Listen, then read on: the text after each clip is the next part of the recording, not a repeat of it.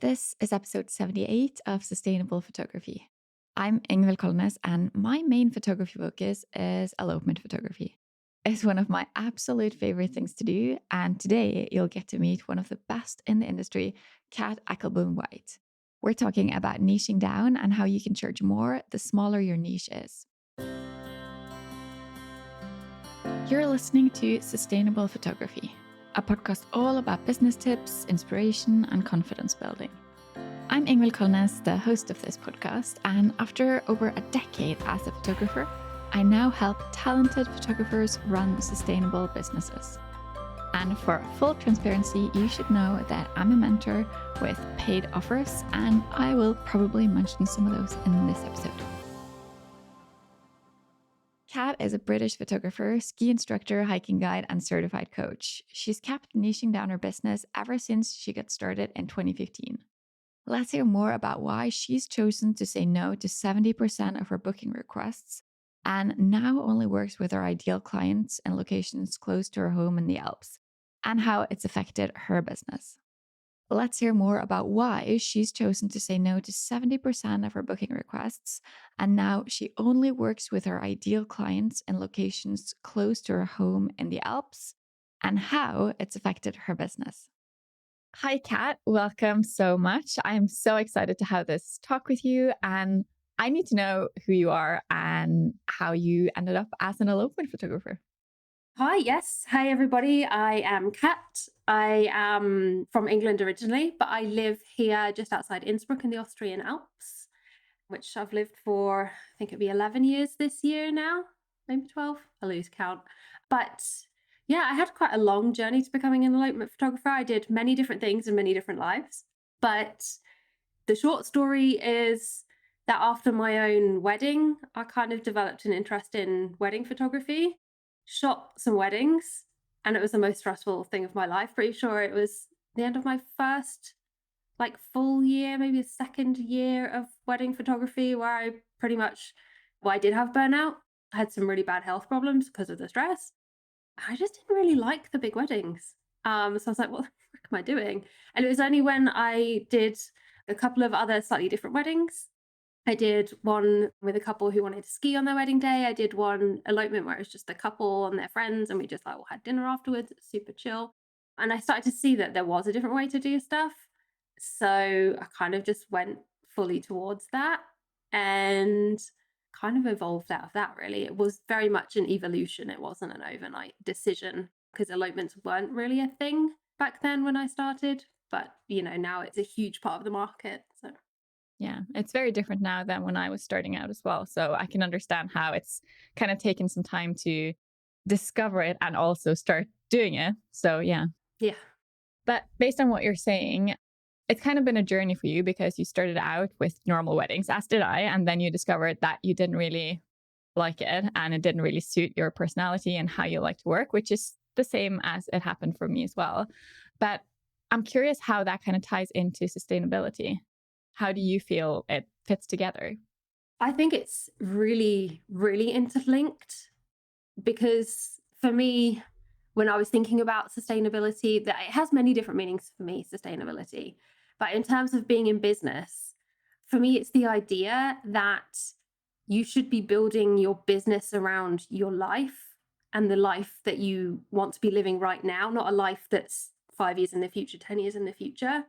So if you don't absolutely love what you're doing, if what you're doing is draining for you, if it's not inspiring, if it's not motivating, then it's not sustainable because you can't keep doing it. As I found in my first couple of years of just doing normal weddings, even though I was only doing it part-time, it was so draining because it wasn't the right course for me. It didn't align with me.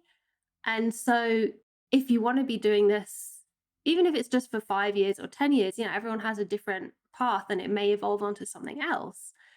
You have to do it because you love it and it has to fit with the life that you're living. I definitely agree. And today we're talking about something that I think it's almost a little bit triggering for a lot of photographers, and that is niching.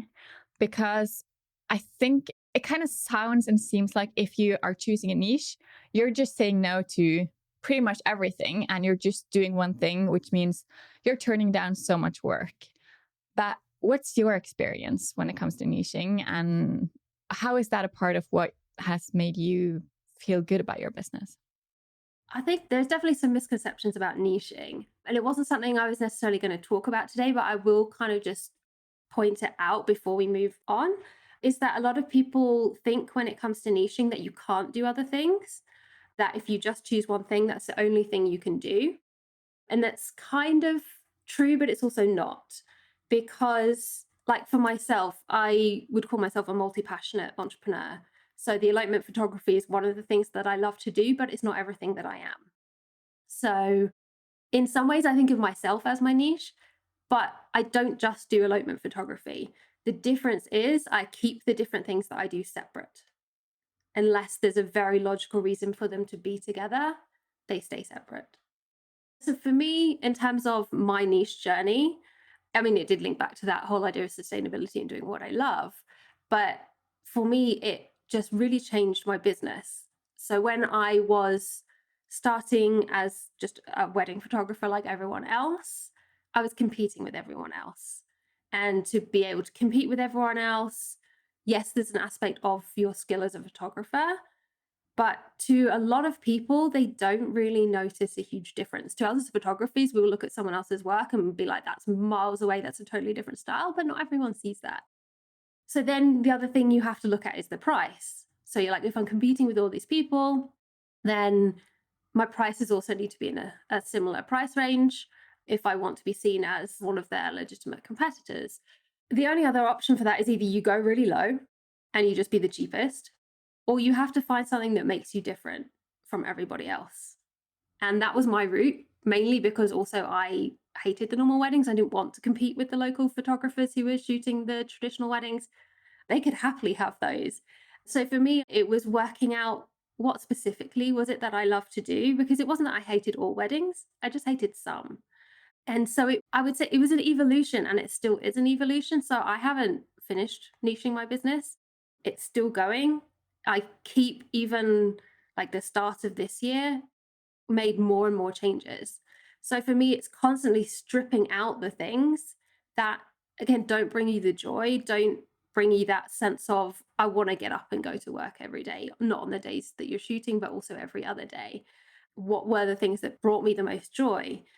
And it linked very closely with my personality, with my interests outside of photography. And that fed into my business. And it brought me to a level where there wasn't anyone else doing what I did. If people wanted a certain type of wedding, so an elopement being in the mountains, somewhere remote, I was the only person really that was kind of offering that and talking about that when I first kind of set up with my niche. And that allowed me to also not base my prices on what was considered the, I'm going to air quote this, industry standard, because I wasn't offering anything that was industry standard. So if people would ask me on calls sometimes, why are you so much more expensive than this person or this person? I could very confidently say, well, I actually, as part of your wedding day, your elopement day, for example, we can go skiing together on the slopes. I'm a former ski instructor. I'll choose the routes for us to take to make sure that they are safe, that we get back to the right place. I'm very confident I can handle myself. Essentially, I can ski and take photos. It was like, it's a very unique skill. And there was all sorts of other things that came onto that as well, like, knowing where to go.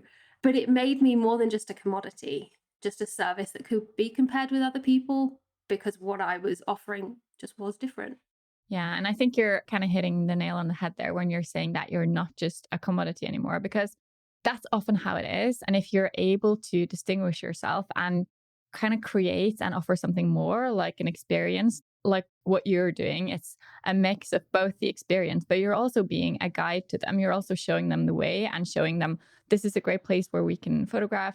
I'm going to help you out, and I'm going to be more than just like someone who shows up on your day to photograph you. And that really does make a huge difference. Yeah, absolutely. And when you can communicate that to couples before they book you, and the most important thing is even before you get on that call, even through your website, through everything you talk about, you stop being compared to other people because they see how much you can offer. Then they see how you're different. Like if someone were to come onto your website versus someone else, they wouldn't just see, oh, this is two different photographers The photos are kind of similar. The words they use are kind of similar. And let's just check out their pricing. But if you manage to stand out in what you're explaining that you do, that's going to make all the difference because you're no longer just a photographer. You're Cat, the elopement photographer. That's a big difference. Yeah, it really is. And actually, I think that's one of the things that really holds people back from really moving towards becoming more niche. Because, as well, now, like adventure elopement, especially since the pandemic, I wouldn't really call even that a niche anymore. I would say it's a segment of an industry. It's huge. And so it's actually being able to have the confidence to say, hey, do you know what? Yeah, I do this thing that quite a lot of other people do, but this is why what I do is different. And I've had coaching clients who really struggle with actually saying out loud, like publicly, this is what makes me different. Because usually you know who the other photographers are that somebody would potentially be looking at. If somebody's come to you for a specific location or particular combination of the two there, specific killer, um, you usually know, okay, these are the people who appear in the top Google searches. These are the people who appear under those hashtags. You kind of have an idea. So you need to be constantly putting yourself out there, which is really vulnerable, and saying, yeah, okay, my photos are pretty good, but so is everyone else's. But this is what I do that no one else does. This is what I can offer you that no one else does. And too many people are too coy about that. And I think there's an aspect of wanting to fit in, not wanting to step on anyone else's toes. But a true niche, a true specialty, you're not stepping on anyone else's toes because you're honing in on something that only you can do. And it means that also, if you get someone who comes to you that isn't a good fit, you can really confidently say, do you know what, that's not quite aligned with the way I work or what I can offer you. But actually, I know someone else who's got a slightly different niche within the adventure elopement market. They would be perfect for what you're looking for. Let me refer you to them. And so you're still offering an amazing service and they can still go away and talk about you. And that also leaves space for that perfect client to come to you. But it takes a hell of a lot of guts to do that. This kind of ties into something that I talk about quite a lot because a lot of people or a lot of photographers complain that the market is so saturated, there's no room for me, I don't get enough clients. And then when you have that saturated market, when there's just too many photographers and not enough clients, or at least that's how it feels like, then you have a great opportunity to stand out. If you're in a tiny little place and there's no other photographers around, then of course you can just do what you want to. But chances are that there's not enough clients for you because there's just one photographer. So there's probably not a lot of clients either.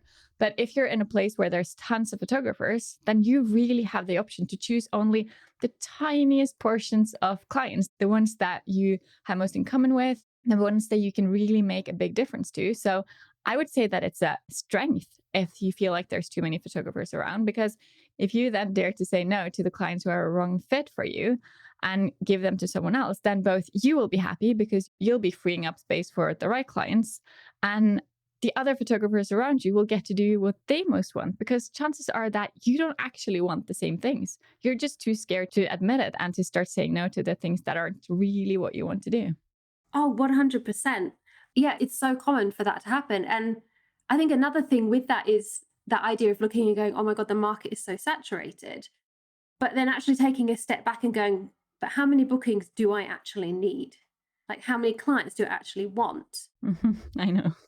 And then, so for me personally, it used to be more, but now my maximum is 15 a year. It used to be around 20, 25.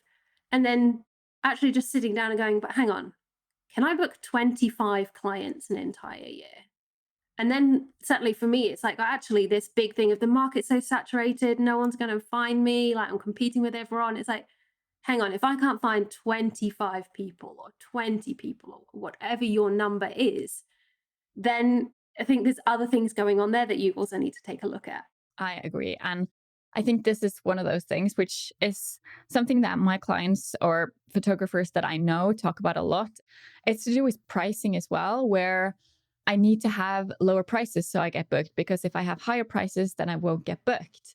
And it's like, but you don't have to worry about all the people who can't afford you. You just have to worry about the few people that you actually want to work with and who can afford you. And if you're not getting enough clients at the price that you need to be at, then your problem really isn't your pricing. Then your problem is everything else. It's the thing you're offering, and it's the way you market and what you're saying and talking about and sharing.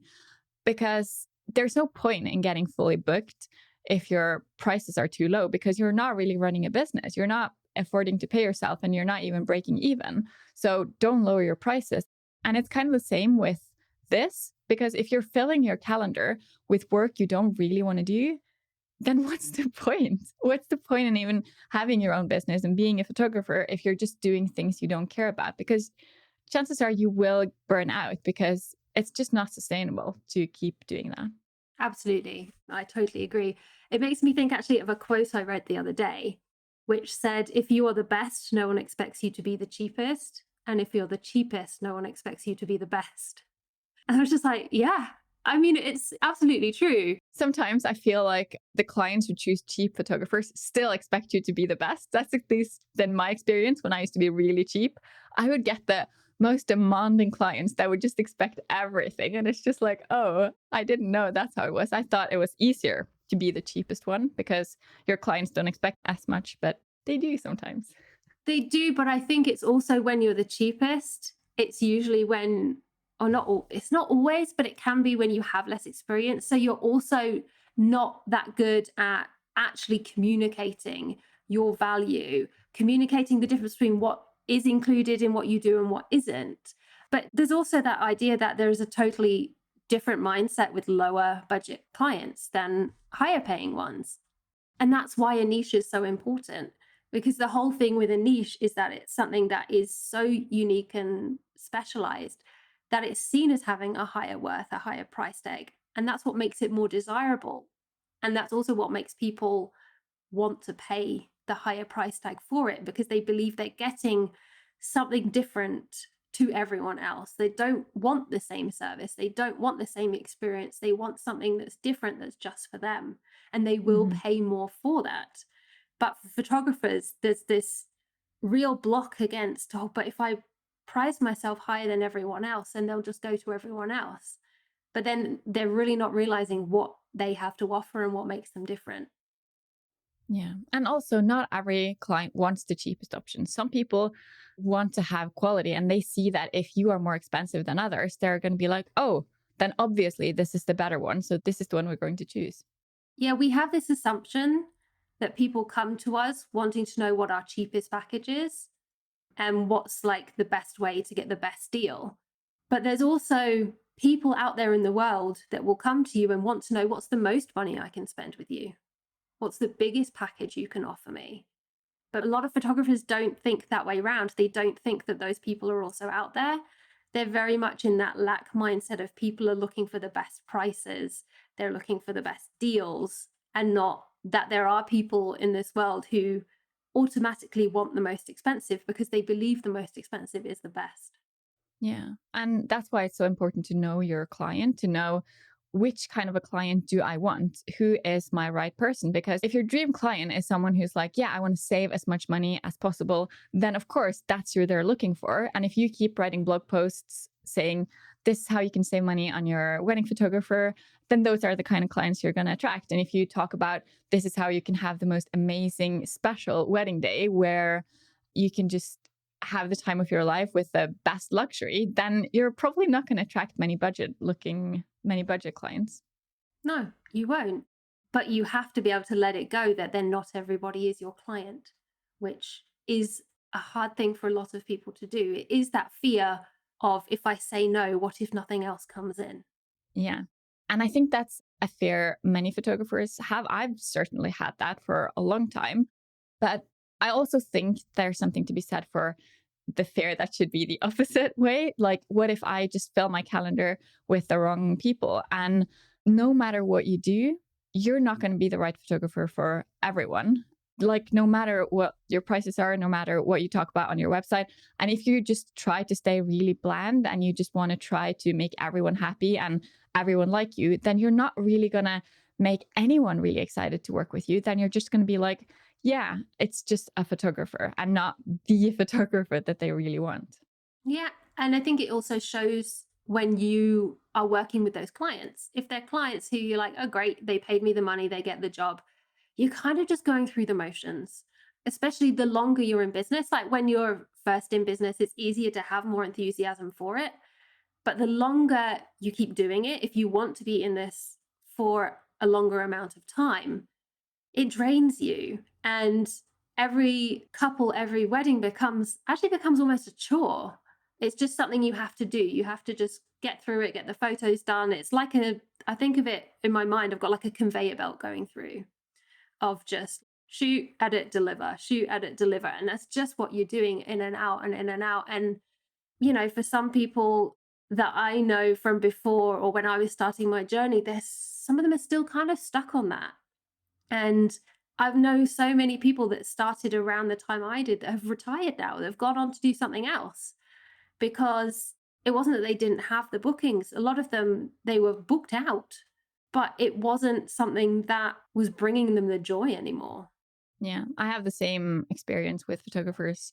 I know. I think it sounds like we've been doing this for kind of the same amount of time. And so many have just kind of quit. And I don't know if necessarily they've given up, but they've just had it. And that's an important thing to remember, that if you just do something because you think that's how it has to be, then you are going to get sick of it. And in terms of most photographers really wanting to create something for their clients and to tell stories and to make their clients happy, I think this is another really important part of it, because if you are working with just anyone, then you can't give them the best experience because you don't necessarily really understand them. You're not necessarily what they're looking for. But if you're just trying to kind of fit in and make them choose you, then they're going to be probably okay, happy. Yeah, that was good. I'm happy. But if you dare to say no to the ones that you're not completely right for, then they can go on to someone else and have an amazing experience. And you free up time to have people come to you that you can offer that experience only you can offer because you're the right fit for those people. Absolutely. And I've been personally on both sides of that, where I've had those little wobbles. And they can especially happen at those times when inquiries are a little bit lower, perhaps. And then you get one in and you're like, well, I've not had a booking confirmed for like a couple of weeks. Oh, it's not quite what I want, but oh, should I take it? Should I not? And I've been there in the past where I've gone, yeah, okay, well, it's not ideal, but I'll kind of try and find something. I'm like, well, that part of the day sounds really nice. And I like that. And I have to convince myself often, which should be the big red flag there. It's like, I shouldn't be having to convince myself to take this booking. But for some reason, I have done. And then I've had this where 2 weeks later or 2 months later, that email comes in where it's the couple where you're just like, damn it, where were you 2 months ago or 2 weeks ago? And it'll be one of those ones where they couldn't move the date because for some particular reason, like that was the only time they could do it. I've had this and I'm just like, why did I cave? Why was I so weak and I took that other booking? Like, I should have just trusted myself that they were out there. But I think, I don't, in some ways, I think you almost have to have that experience once or twice to actually show you that they are out there and they will still come, and not that you have to take that first inquiry for that date, even if it's not ideal, because you don't know what's going to come later. I mean, no one knows what's going to come later. But for me, it's always happened that for those ones that I didn't particularly want, something better did come along and I couldn't do it. So now, like, I turn about 70% of my requests down now. I mean, it's great because I have an amazing referral group that I can send them to. But for me, I just literally, I read through their initial email. And if I'm just like, oh, they sound awesome, then I'll send them an invite and say, let's have a call. And if I just read it and go, oh, they sound nice enough, then for me, that's a no. Because there's this thing for me, it's either a hell yes or it's a hell no. There's no such thing as a hell maybe.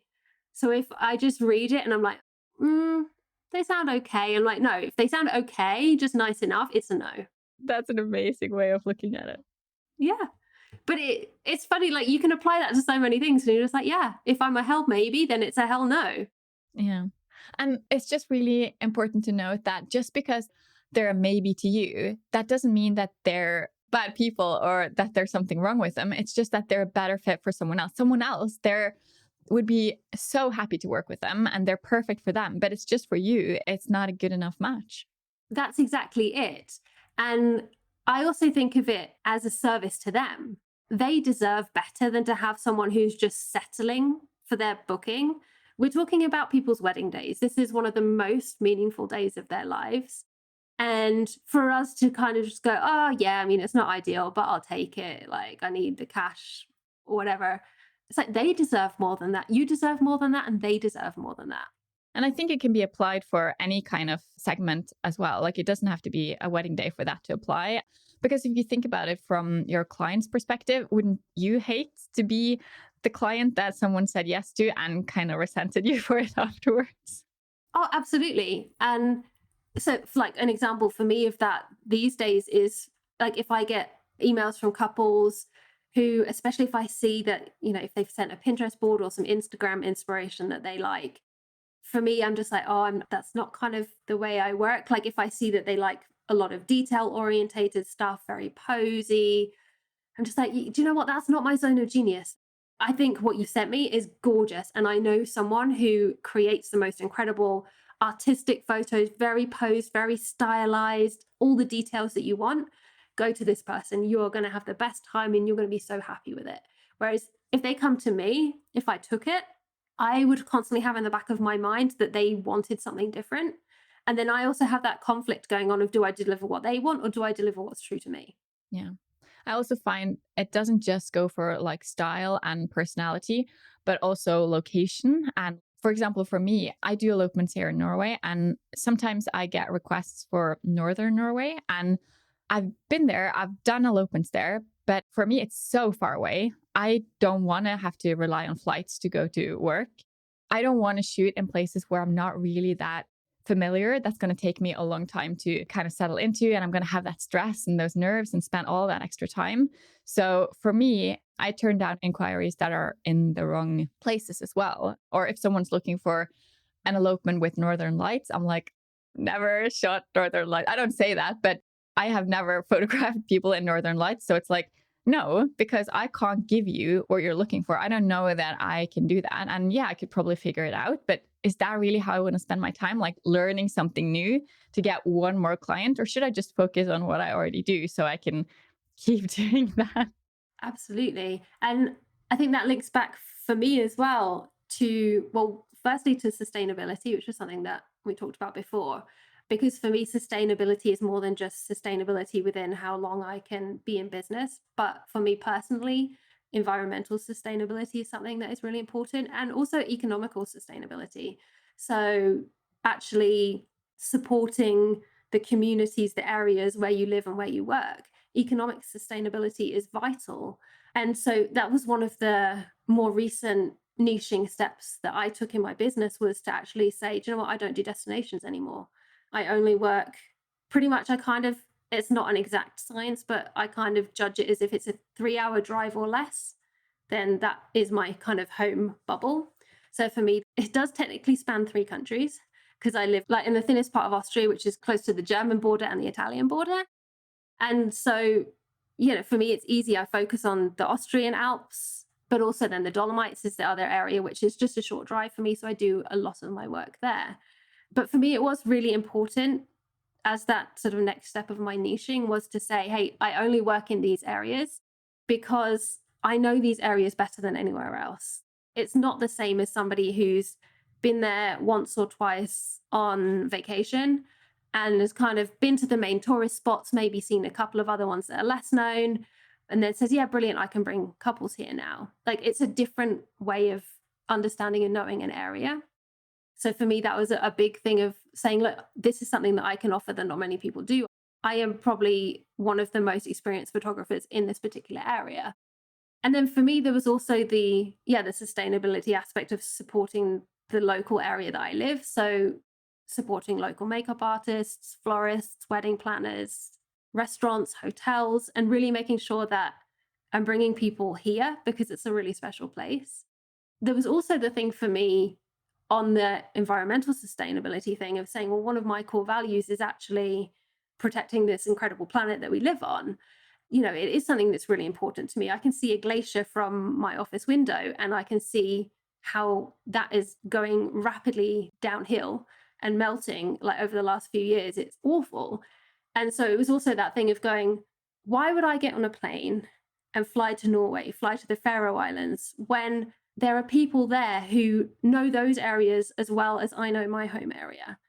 And that can then, you can support then by sending that booking to someone else.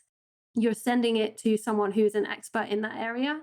You're also saving a massive amount of your carbon footprint that is, for me, is unnecessary. For me, it was an ego thing. It was like, I don't need to go to Norway. Like, I can go there on holiday if I want to, and I can offset my carbon emissions and I can be as sustainable as I want to. But just to fly in for a day, shoot a wedding, fly home again, no.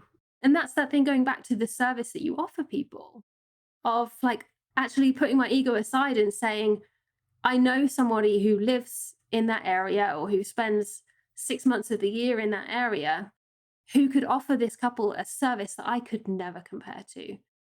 It's not just about the photos at that point, it's also the service, the local knowledge. So, I agree. And it's one of my reasons as well. I think it's really good that you're bringing this up because it's something I've thought a lot about. I am very eco conscious. I'm vegetarian, have been for half my life actually now, mainly due to the environment. me too. Oh, really cool. And I've chosen a job where I'm supposed to fly all around. And that's the biggest thing you could possibly do is just fly to as many countries as possible to photograph. And it's like, that does not work for me. I can't do that. So I have flown to maybe a couple of places before years ago for elopements, but I would not do it now. I have actually photographed 2 elopements around where you live because of the pandemic, because the couples couldn't get into Norway. So they could get into Austria and Italy, but we drove. We drove down there. Yeah, that was a long drive, but that was a special circumstance. And it did kind of remind me again, like, it's so stressful. People think that destination work is like so glamorous, and it's quite the opposite. It's so stressful. It's such hard work, and it's just not for me. It's completely fine if someone wants to do it, but I don't. Yeah, and a big thing for me, which links a lot with the niching as well, is really getting in touch with what your values are. And as well, I think sometimes like the destination stuff sounds great if one of your values is like travel and new experiences. But if also one of the things that you value really deeply is friends and family and relationships, like the first few are fine. But then the more you do it, the more you realize that actually those two things don't always work so well together, and something's got to give. Yeah, that's how I feel as well. And you're also kind of taking away the opportunity to get really good in your local area. And something that's really bothering me is when photographers from other countries go to a place and they photograph there either for free or for just like travel costs or something like that, because they're completely ruining it for all the photographers who are already there. Because if you're listening to this and you think that if you fly into some kind of a town in Europe and you think there's no photographers there, so I need to go there so that I can have that for my portfolio, someone else is losing out on clients that they could get money for. So I think that's kind of a selfish thought, and it's a selfish thing to do. So I really recommend against it. Please don't do that. Yeah, and I think for both of us, it's probably quite a bit of a pain point because we both live somewhere where lots of people do come to do style shoots, to do couple shoots, to boost their portfolio because they are really, really beautiful places. I know that you want to do better in your photography business. I want you to do better as well. That's why I created the Sustainable Photography Program, a mentor program that helps you to build your business in the way that makes most sense based on who you are. This is for photographers who are clear on their photography style and skills, but who want to do better in their business. You need this, and we'd love to have you. Go to ingvildkolnes.com/sustainable. And P.S. This is also available in Norwegian. And a big thing for me always that used to really, it still does get me, but I have to learn to choose my battles and let it go, is also one of my core values is being an ethical business. And for me, ethics is not working in a country where I don't have the legal right to work. Mm-hmm. And certainly for me with Brexit, that was a huge stress because before Brexit, I'm a British person living in Europe. And it was like, okay, well, before I was living in Europe, I had the right to just roam across all the other European countries and work there, and it was fine. And now suddenly, because of Brexit, like I have permanent residency here, but it's there's still certain things like, so just an example, which, people don't always think about these things. So I'm also a hiking guide. And so, like, it's automatically just renews every year for where I live here in Tyrol. But if I literally am hiking and I go across the border into South Tyrol, if I say I want to guide my clients in the Dolomites, I have to send forms to the main government offices, which are based in Bolzano, to say, hey, I want to bring my guiding clients into Italy, especially specifically South Tyrol, because I have an Austrian license and I have Austrian residency. I have to apply extra for that piece of paper. And it literally is just a piece of paper. It doesn't cost anything, but it's still having to go through that process to make sure that actually also my ass is covered if anything goes wrong. Because if I just took people there and I hadn't filled out the paperwork and something happened, my insurance wouldn't cover me. I could end up in court, either not from necessarily from the clients, but from the local authorities. Like, I don't know if you have it in Norway, but it's so funny here. Like in Austria, you see it so much during the ski season. You have the finance police who will literally be around on the ski slopes checking people who are giving lessons to make sure that they are registered ski instructors and that they're not just doing it as, a bit of a side job. You have them in Italy too. Like, I think people sometimes think, oh, it's fine. Like, I'm just going as a quick holiday, just taking a few photos. And yes, it's damaging to the local community, but can also be a huge risk for your clients. So it's just another thing to think of, which is also, for me, it's just another big vote in that box for, let me just become a freaking awesome expert at, what I do where I am. And I do understand for some people that it's harder if you don't live in a location where necessarily is a hotspot for elopements. But I will also call bullshit on saying no one elopes here, no one wants to come here, there isn't a market where I live. Because, okay, yes, I have a great advantage. I live in the Alps, but there wasn't a market for elopements here when I started in 2015. Now you couldn't imagine there not being an elopement market, but there wasn't. And it was a fight trying to kind of tell people, no, actually, you should elope here. It's great. And you should have weddings, just the two of you. Forget everyone else. Everyone told me it was a dumb idea. But when you look at it now, it makes total sense. And so there's also that thing of, just because there isn't an obvious market right now, it doesn't mean you can't create one. Like, if you have that knowledge and you have that passion, you can convince people why the town where you live somewhere in rural Germany, or, the city that you live in, that actually there's some incredible experiences to be had there too. It's true. I live in a place in Norway where it's not the most scenic place. It's fine, but it doesn't have anything special. We don't have mountains or epic beaches or anything like that. But sometimes people still do come here to elope. It's not often. Most people want the fjords and the mountains and stuff, but it does happen. So I think if that was the approach you wanted to take, you could probably turn it into more of an elopement destination if you market it that way. Because if you say this is the place to come, some people will come. So I think a lot of things can work even though you don't think it's possible. Yeah, absolutely. And if you are one of the exceptions where you're like, nobody would ever come here, I live in an industrial city that is ugly and everyone hates it. Although, funnily enough, even that these days, there's industrial chic, isn't there? So you never know. But then it's that thing of going, okay, well, where is my focus? Is there a particular area I'm just going to say, what, that's my main area that I serve. And I know that area like no one else. So even if it isn't your hometown, but it's somewhere that is a bit closer by for you, but that you can become the go-to person for that area. Like, there's so much value in that.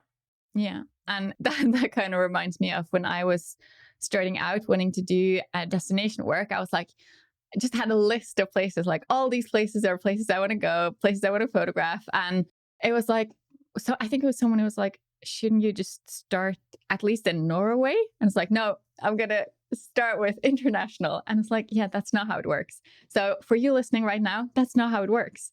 You should definitely be the expert in your own local place first. Then you can branch out to a bigger place. And then if you still want to, you probably won't, but if you want to, then you can go international. Because starting out as the photographer who just shoots everywhere, that's the same as being the photographer who just shoots all the things. I specialize in weddings and elopements and newborns and horses, and then you're not specialized anymore. And you'll get a lot further if you just focus on one tiny place first. Yeah, absolutely. And I think it's worth saying that a niche doesn't necessarily have to be, for example, a location. It could also be a very particular type of the market that you serve. So I've seen photographers who, to be honest, I think could really step into this niche even more. But for example, I know one photographer from back when I started who is kind of known as the photographer for LGBTQ plus weddings. He works in London. He's amazing. And people go to him for that. But he's like, yes, like I'm an LGBTQ plus photographer and I work with these couples, but I also work with hetero couples. I also work with anyone. And for me, it's kind of painful to see how, for me, I think the potential that is almost being missed there of not just fully going, like, it's not that I specialize in this area, but I specialize in this type of wedding. If you're this type of couple, you need to come to me because this is where you're going to be best taken care of by someone who understands you better than anyone else could. I've seen a photographer who, and to be honest, it was only in passing, so I don't know how well they're doing, but was a deaf photographer for deaf couples. That's an incredible niche because, yeah, you can't just yell at your couple, like, can you just stand like this? Can you just go over there? You need to be able to communicate with them and to be able to get the very best from them and from their photos. Communication is so important. So, like, that's such an incredible niche to have. Again, it's that thing of looking at the community and going, it's not just people getting married. There is a whole spectrum of people within that. And there's in so many areas, there's people whose needs aren't really fully being met. So a niche can also be, that kind of thing. And it can be outside of weddings as well. It's like, well, I shoot families. It's like, well, what kind of families? Going more specific and saying, actually, this is the very specific type of family work that I do. Or, I shoot newborns. It's like, do you shoot newborns or do you shoot birth photography? Like, for me, birth photography is an incredible niche. A niche can also, for me, be an editing style. I know photographers who've become famous and become sought after because they only do black and white. And it's got this kind of real grainy, edgy look to it. And there are people out there who want them just for that look. Like, that's their niche. It's not where they shoot, it's not the type of wedding necessarily, although there's certainly a certain type of people that are drawn to that. But their niche is that way of editing, that kind of boldness of saying, you won't get a single color photo from me. It's all black and white. This is what you get. So a niche can be anything, not just a destination. So I think if you're listening to this, and especially if you are one of those people who's like, oh, but where I live, it's not really like a destination. And I'm not sure if there's anywhere that close that would be a destination. Kind of almost think bigger to then think smaller. Where is that thing that you're really good at or that you do that no one else does? I think that sounds like such a good idea. And okay, so if someone chooses a location for their niche, then it's kind of easy to market because it's like, okay, so you just focus on the location, you give tips on where and how and all the things. But if your niche, for example, is you can photograph anything, but it's all in black and white, or it's all, you do families and weddings, but it's all editorial. How can you market that? How can you talk about that to still make it clear what you do and how you're special without being like listing all the things you do? So if we take the example of a very, so you said families and weddings, but in a very, did you say very editorial style or? Yeah, I said editorials. It was just an example. Yeah. So if we took that one, for example, still remembering that if that's your thing of like you shoot in this very editorial style, it might be weddings, it could be families. The first thing is looking at the messaging that you're putting out there to know that the people who are attracted to you are the people who are attracted, and they might not know the term editorial style. So forget all the buzzwords and focus in on what does that mean? What does an editorial style mean to you? And depending on your niche, your strategy is always going to be slightly different because you're looking at who your market is and you're looking at their personality and their habits and like where they hang out. So for some stuff like locations, it can be really easy because, yeah, like you said, you can just target SEO location stuff. For something that's a little bit more nuanced, like editorial style portraits, you might be looking at, okay, well, where else are these people hanging out? What are the sorts of things that they might be buying where I can kind of align myself with these brands? Or where might they be going, like spending their money on the weekends? Can I start to hang out in these areas and just start talking to people to let them know? Can I write articles that are sort of linked with editorial with what I do, but are something that they would read on, say, like a magazine or in a blog, something around their lifestyle that they can connect with, that it's like, oh, this is how I approach my photo shoots. It's a very kind of broad explanation, but it really does vary on your client, on your market, on what you do. And I think that's actually one of the really important things. If you're actually being brave enough to go down that route and claim it and say, yeah, this is what I do, this is who I am, and this is what makes me special, to also have someone on board or a support network around you. So that could be someone like a coach that actually can help you take that step back of not being so in your business and going, okay, well, look, let's look at these things. And, it's very hard if you're just in an industry where everyone's doing the same kind of things to go, well, actually, that won't work for my market. So, how do I find ways that I can do that? And so I think that's also where it is really, really helpful to have someone who can kind of be there alongside you to say, well, look, let's try this. How about we try that? And to have that extra input. Yeah, that's a brilliant idea. And I also have to ask, because earlier you said that you do different things, but you keep them separate. So you have different niches in a way. Can you explain that a little bit more? Yes. For me, they're all related to the brand of me almost. My main business is myeloma photography, but it's not the only thing that I do. So I do also work with not just photographers, but people in the wedding industry, sometimes other creatives as well, like graphic designers, as a coach, as a mentor. It sort of, with every of my clients in the coaching mentoring side, it's a slightly different relationship. Some want me to be the person who just gives them the action plan. For others, it's like, let's dig into my mindset and stuff. So, yeah, I have that side of my business. It's a separate business. That's what I have as my Venture Wedding Academy. I also, a content creator, a blogger. Content creator could mean so many things these days. For me, I'm a blogger. I have a personal blog, but it's not just like a Dear Diary kind of personal blogs used to be. For me, that's for passive income. I'm going to say caveat here. I call it semi-passive income because it takes time to create that content. It doesn't just magically appear and the money rolls in. There's a lot of work behind it, but that's another ongoing project that I have of just another way to have money coming in. So they all link back to me. They're all still based on my kind of core mission in life, which I believe is, whether it's through weddings or through helping entrepreneurs, is to live their most authentic and fulfilling life. Or with my personal blog, it's just people who might be searching for the next adventure. So they all link back to the brand of me, but they're all very, very separate. Yeah, okay. That makes a lot of sense. So you can do different things, but it's all part of you. Yeah, absolutely. So if someone who's listening is feeling inspired now and they're like, okay, so I think maybe it's time for me to choose a niche, how can they start? What's the first thing they should do? I think one of the best ways to start with kind of choosing your niche, actually, I'm going to say most people deep down know what it is, but they're kind of a little bit scared to kind of go, oh, can I really do that? But one really easy way to step into it is to sit there, to look at your calendar, to look at your clients and actually go through them. And it can be the ones coming up, but also the ones, say, over the last year, and actually go, okay, which are the ones that I really loved working with, if it's the past, or the ones that I really am excited to work with in the future? And what is it about those clients? What is it about that booking that really excites me that I can't wait for it? And also to do it on the flip side of looking at it and going, okay, which were the ones that I didn't enjoy so much, either in the past or the ones coming up where you're like, oh, not so stoked about that one. And actually to get, not just to say, yeah, I didn't like that one, I didn't like that one, but to really kind of dig in on why, what was it about it that you didn't enjoy? And sometimes it can feel really awful doing this because you're like, but they were lovely people. And it's like, but it's not just about nice people.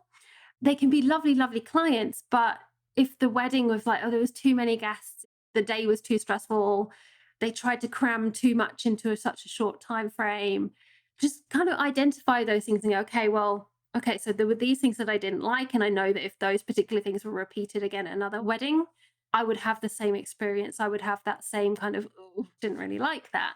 So getting really clear on what you love, what you want more of, and what you don't want more of.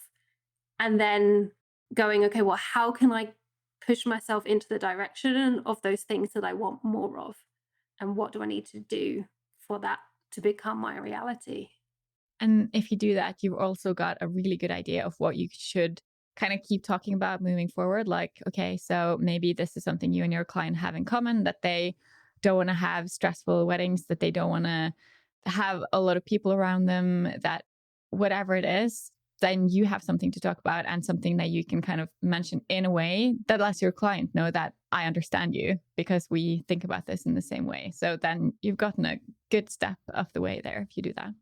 Yeah, absolutely. It is that thing of saying, I don't do this and this is why. And it's that idea of being polarizing, which is what a lot of people don't want to do. They don't want to offend anybody. But by not offending anybody, you're not really attracting anybody either. So it's that thing of not being afraid to be slightly polarizing and say, hey, look, I don't do these types of weddings. For some people, they're perfect. And the people who really want those types of weddings will take one look at the content you've written, at the words on your site, and be like, okay, they're maybe not the person for me. And you have to be okay with letting that go.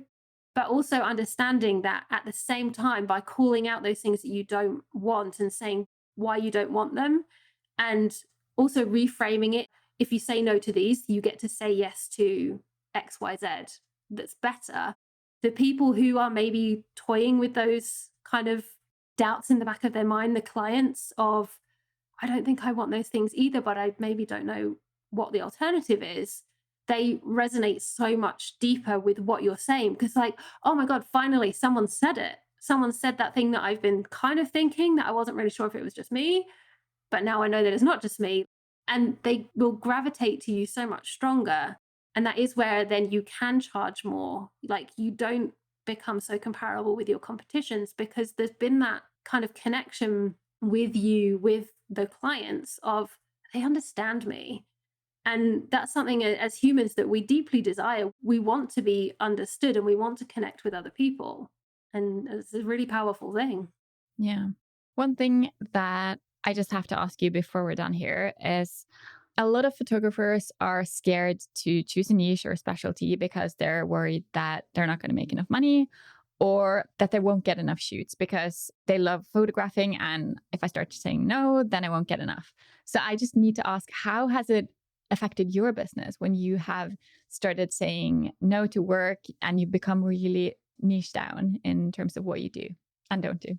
It has made a huge difference. It's not an easy journey. And even now, I will still sometimes get an inquiry through. I'm just like, oh, but now I've had enough of the positive experiences to know that it will happen. And yeah, for me, it made a huge, huge difference. It meant being able to cut down on the number of bookings that I take. And the people that I work with now are so much fun and I absolutely love it.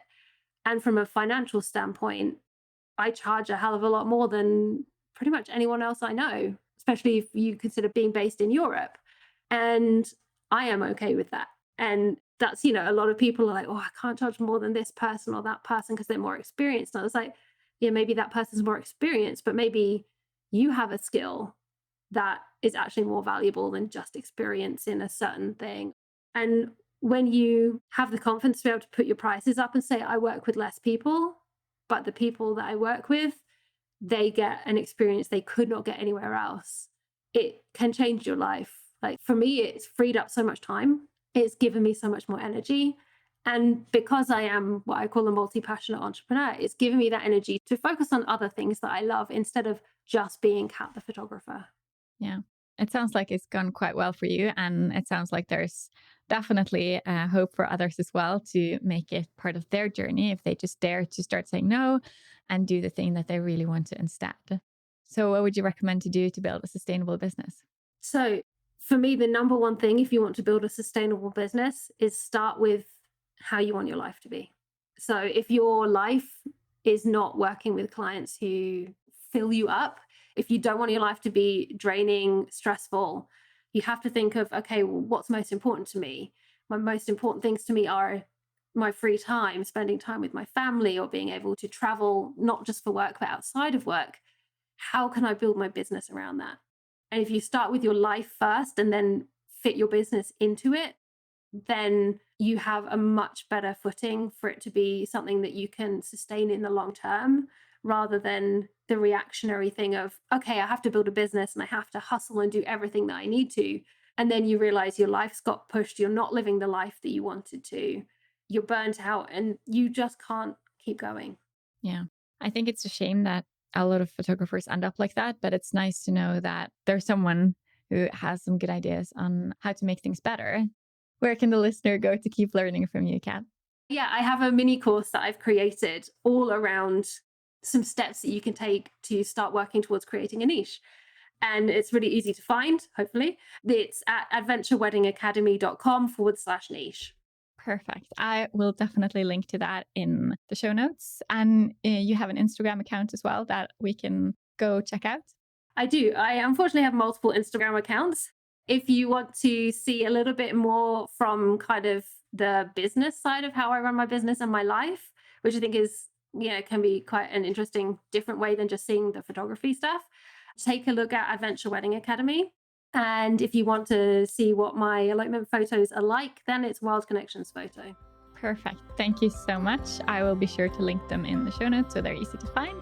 And thank you for doing this talk with me. I've absolutely loved it. Thank you for having me. You just listened to an episode of Sustainable Photography. Please share this episode with a photographer you care about.